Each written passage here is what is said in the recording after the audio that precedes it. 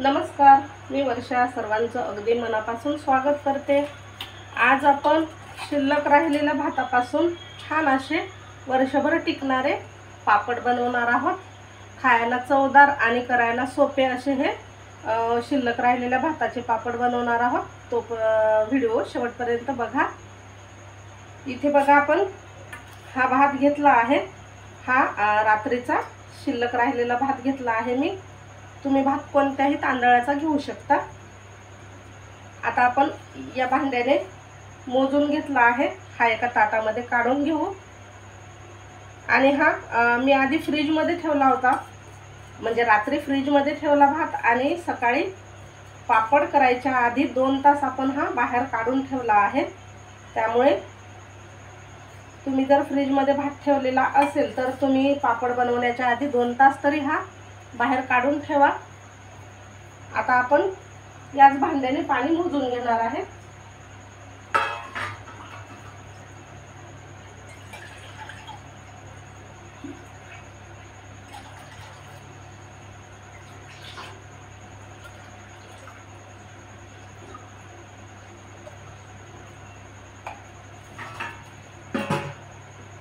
आता ह्या भांड्याने आपण पाणी मोजून घेतलं आहे आणि जो हा भात आहे तो या मिक्सरच्या जारमध्ये टाकून घेऊ. आपल्याला याची पेस्ट बनवून घ्यायची.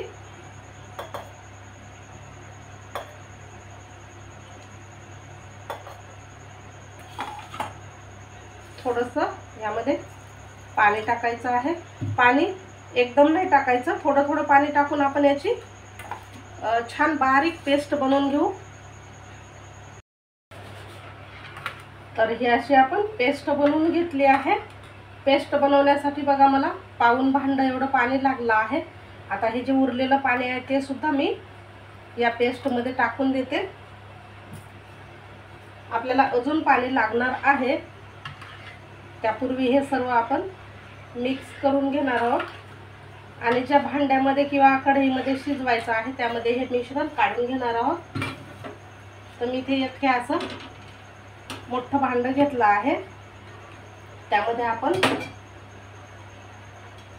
ज्या भांड्याने भात मोजून घेतला होता त्याच भांड्याने आपल्याला पाणी मोजून घ्यायचं आहे.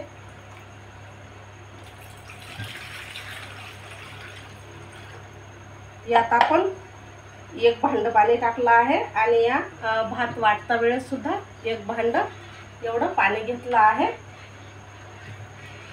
आता हे सर्व आपण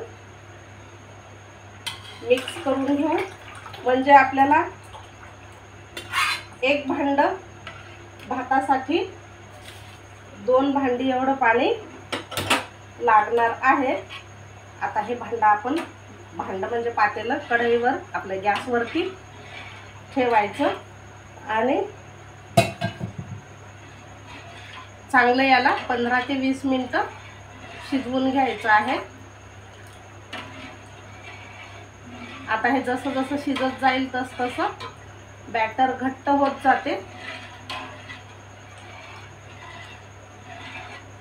मीठ, बाकीचे मसाले आपण नंतर टाकणार आहोत. जर का आता टाकले तर ह्याचा कलर चेंज होईल आणि पापड सुद्धा दिसायला वेगळे दिसतील.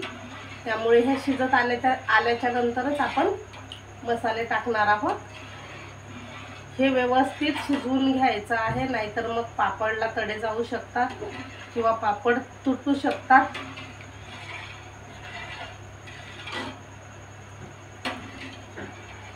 आता हे शिजवून घेते आणि 5-5 मिनिटाला चांगलं बुडापासून फिरवून घ्यायचं आहे. म्हणजे हे बॅटर तळाला चिटकणार नाही किंवा करपणार नाही.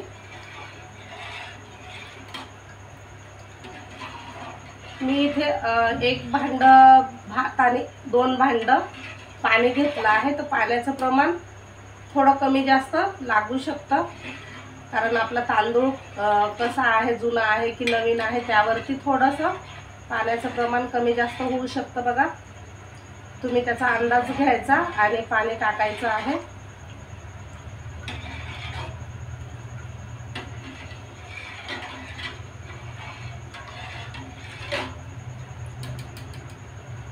हे पापड आपण फॅनच्या हवेखाली सुकवणार आहोत, तर उन्हाची देखील गरज राहत नाही आपल्याला. शक्य असल्यास 1-2 तास थोडेसे सुकल्याच्या नंतर उन्हात वाळवू शकतो किंवा आपण हे पापड सावलीमध्ये देखील चांगले असे वाळवून घेऊ शकतो। आणि महत्त्वाचं म्हणजे पापड आपण कधीही बनवू शकतो, उन्हाळ्यातच नाही तर कधीही बनवू शकतो।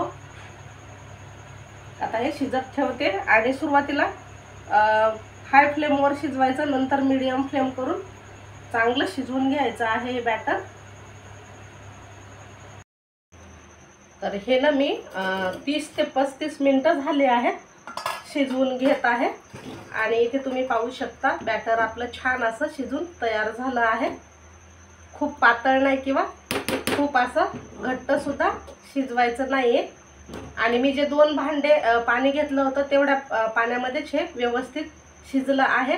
तुम्ही थोडंसं पाणी कमी जास्त करू शकता। आता यामध्ये आपण बाकीचे मसाले टाकून घेणार आहोत। सर्वात आधी टाकते पाव चम्मच पापड खार टाकायचा, पाव चम्मच खाण्याचा सोडा, अर्धा चम्मच ओवा टाकते। ओवा तुम्ही तुमच्या आवडीनुसार कमी अधिक घेऊ शकता। जिरं सुद्धा कमी अधिक तुम्ही घेऊ शकता तुमच्या आवडीनुसार। मी इथे अर्धा चम्मच जिरं टाकत आहे। याने खूप छान अशी चव येते बघा या पापडला। आता मीठ आपल्याला खूप काळजीपूर्वक टाकायचं आहे, कारण भात शिजवता वेळेस आपण मीठ टाकलं होतं आणि पापड खार सुद्धा टाकलेला आहे, त्यामध्ये सुद्धा मीठ असतं।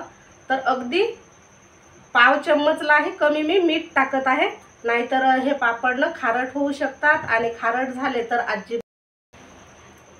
आता हे सर्व मसाले टाकल्याच्या नंतर हे आपण 5 मिनिटांसाठी शिजवून घेणार आहोत।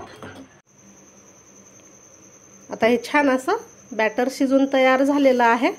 आपण मसाले टाकल्याच्या नंतर सुद्धा 5 मिनिटं शिजवून घेतला आहे बघा। यामध्ये आपण ओवा, खाण्याचा सोडा, पापड खार, जिरं, कोथिंबीर बारीक चिरलेली आणि हिरवी मिरची वाटून टाकलेली आहे। तर हे पापड खाण्याला खूप छान लागतात खाण्यासाठी आणि मस्त होतात। नक्की करून बघा अशा पद्धतीने। आता हे मी काय करते, गॅस बंद करून घेते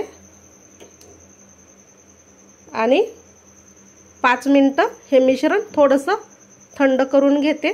नंतर याच्या आपल्याला सावलीमध्येच पापड टाकून घ्यायचे आहे। तर हे थोडंसं थंड करायला ठेवून देते। तर हे बघा थोडंसं हे मिश्रण कोमट केल्याच्या नंतरच आपण पॉलिथिनवर याचे पापड टाकणार आहोत। आता हे मी 10 ते 15 मिनिटं थंड करून घेतलं आहे आणि आता आपण या पळीने याचे पापड टाकून घेणार आहोत। जास्त पातळ सुद्धा नाही करायचे, कारण हे वाळल्याच्या नंतर खूप पातळ होतात।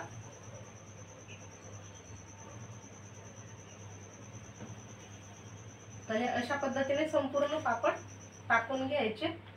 सुरुवातीला मी फॅनच्या हवेखाली सुकवणार आहे आणि नंतर मग उन्हामध्ये थोडा वेळ वाळवून घेणार आहे। तर मी इथे हे भाताचे सर्व पापड टाकून झालेले आहेत आणि तुम्ही इथे पाहू शकता एक भांडच भात होता बघा, त्यापासून आपण 30 ते 40 असे हे पापड तयार केले आहेत। आता हे थोडा वेळ मी सुकवते आणि नंतर पलटी करून घ्यायचे। पलटीसुद्धा खूप असे सुकल्याच्या नंतर नाही करायचे, 1-1.5 तासाच्या नंतरच याला पलटी करून घ्यायचं आहे, म्हणजे या पॉलिथिनला ते चिकटणार नाही, सहज निघतील। आणि नंतर मग उद्याच्याला मी सकाळी हे उन्हात वाळवून घेणार आहे। नंतर तुम्हाला तळून सुद्धा दाखवते हे पापड कसे झाले ते।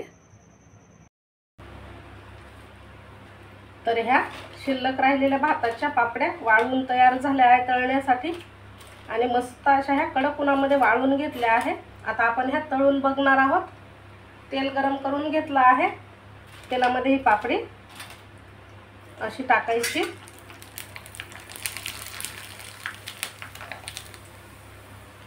छान फुलून अशी तयार होते बघा, डबलने फुलते ही पापडी। करायला सोप्या आहेत, तेवढ्याच चवदार सुद्धा लागतात। तर ह्या शिल्लक राहिलेल्या भाताच्या पापड्या तुम्हाला कशा वाटल्या नक्की कमेंट करा। व्हिडिओ आवडल्यास लाईक शेअर करा आणि हो, अजून चॅनलला सबस्क्राईब केलं नसेल, चॅनलला सबस्क्राईब करायला देखील विसरू नका. भेटू पुन्हा अशाच छानशा नवीन व्हिडिओजमध्ये.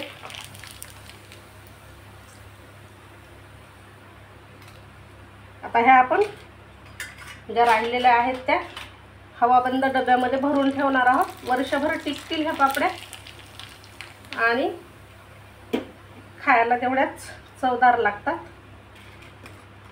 तर बघा, तळून देखील तयार झाले आहेत.